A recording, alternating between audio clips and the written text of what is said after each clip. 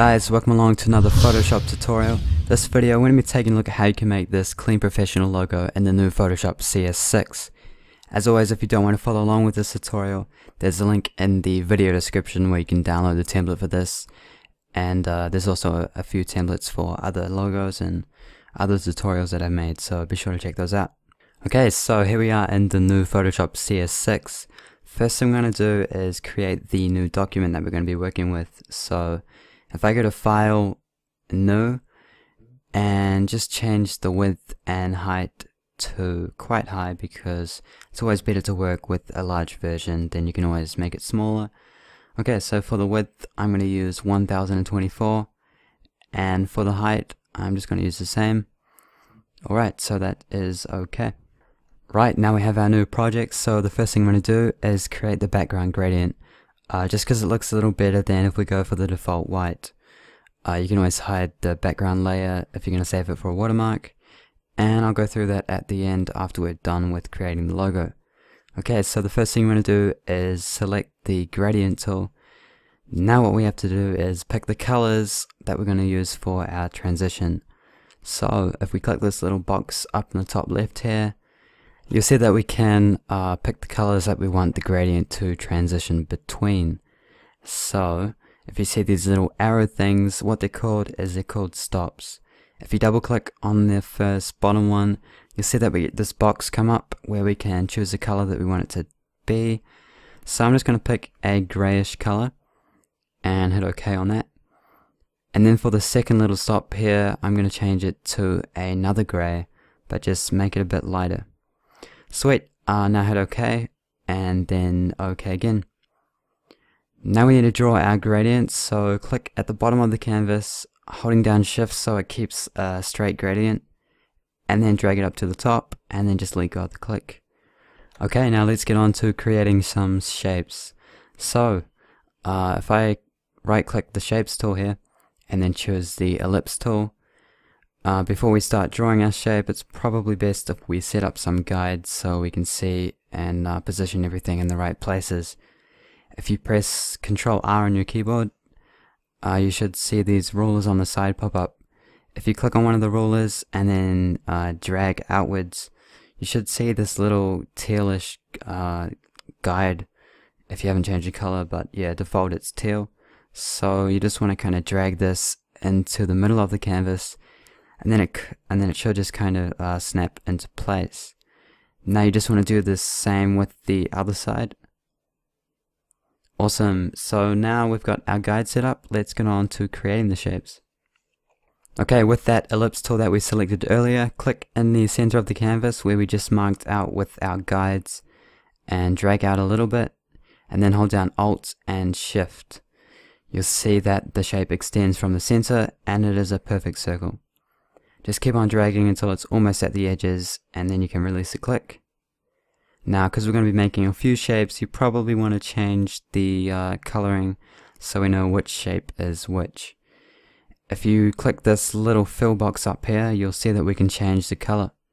So I'm just going to choose a dark gray. Awesome. Now if we duplicate this shape layer, you'll see why we're going to do that a bit later on, but just duplicate it by right clicking on it and then clicking duplicate layer. Okay, so now I'm going to cut out a bit of the shape to create that ring around the edge that we saw earlier. So to do this, I'm going to choose the subtract front shape from this first little drop down here.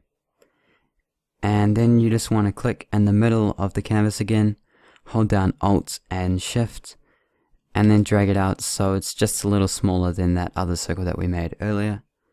Sweet, now let's change the color just to a lighter gray with that same color box there. Okay, now we've just got one more shape to make, so if we go back into that drop down list again and make sure you've chosen to create a new layer. Now just click in the middle of the canvas, hold down Shift and Alt again, and then create another circle a little smaller than the previous one, like that. Awesome. Cool, now let's get on to creating some styles.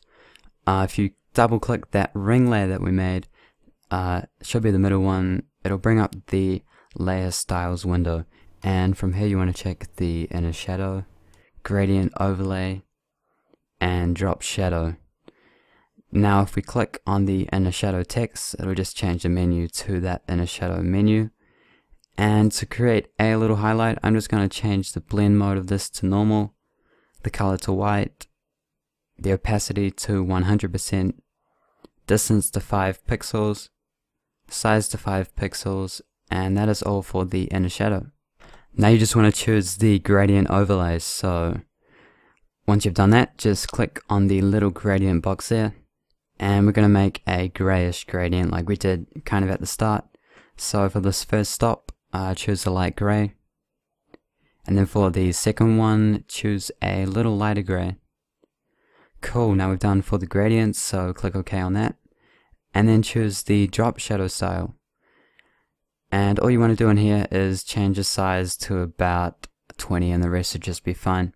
So now we've done with the layer styles, just hit OK. Okay, so now instead of doing the whole thing again on the center shape, it's probably easier if we kind of copy and paste the layer styles. So you can do this by right clicking the layer that we just put those styles on, and then choosing copy layer style. And then if we go right click the one that we want the styles to go onto, and click paste layer styles, and then it'll just paste those styles onto there. Now here's where we can change the color of that background shape. If you select the shape layer and then choose that fill box at the top left, you can pick the color that you want to change the shape to. So I'm just going to change it to a lightish blue, and you'll see that changes as we change the color. You can of course change this to any color and customize it to your own likings. Awesome, so I think that is it for the shapes. So now we're going to move on to the text. So let's right click the text tool and then choose the horizontal type mask tool. Click outside of the shapes and then type in the text that you want. I'm going to use the letters D and 3. And now I'm just going to change the font to a font called Dodger Condensed. There'll be a link in the video description if you want to use this exact font. And it's looking a bit small, so I'm just going to change up the size by clicking on that little T there and then kind of dragging it to the side. And then to move it, if we hold down Control on our keyboard and then just move this little bounding box, you see that we can position and resize the text as well. So I'm just going to make it so it goes a little out of the shape. That's fine because in the end it'll kind of connect with that little blue part in the background there. Cool, now I click the top shape layer, and then I'm going to make it so that we can just kind of hide that selection that we have from the shape so we can see the blue shape behind it. Easiest way to do this is since we've got a selection, if you hold down Alt and then click the little add layer mask button down here, you'll see that we can hide the text from the shape, which is pretty cool. So now if you want to reposition the text a little bit more, you can click this little chain here just to turn off the lock, and then you can select the layer mask and then choose the move tool, and then you can reposition it by clicking and dragging or just using your arrow keys on your keyboard. Sweet, so that is pretty much it for the text. Now I'm just going to make this look a little better by adding a few highlights and stuff like you saw in the preview I showed you.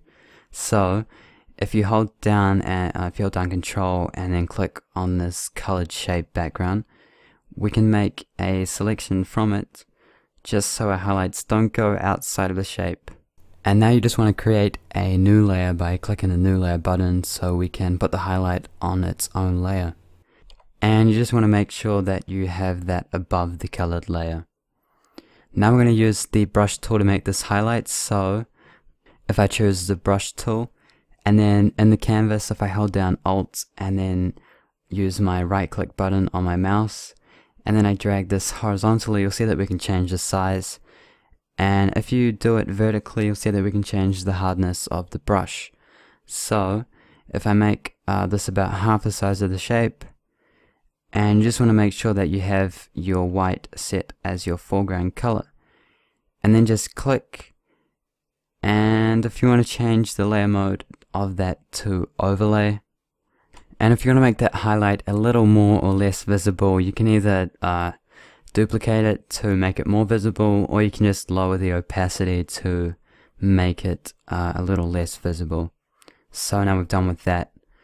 Now if you want to add some additional gloss similar to the last thing we did but a little different, you just want to create a new layer and make sure it's at the top of the list, and then make sure that you've got the selection of the blue shape again just by holding down Control and clicking on that blue icon.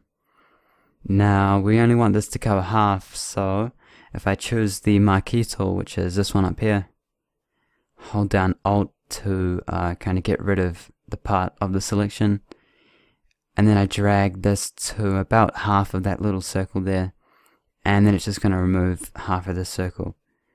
So if we set white as our foreground color, and then I hold down Alt plus backspace, it's just going to fill the selection to that layer. Now if you just want to change the layer mode to screen, and then you can lower the opacity to your own liking.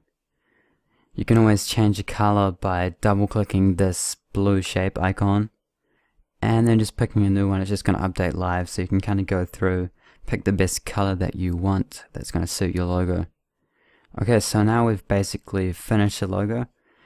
If you're wanting to save it as a watermark so you can kind of put it on your videos or use it as something else, then you just want to hide that background gradient that we made at the start just by clicking this little hide button or that little eye there that we see beside the layer.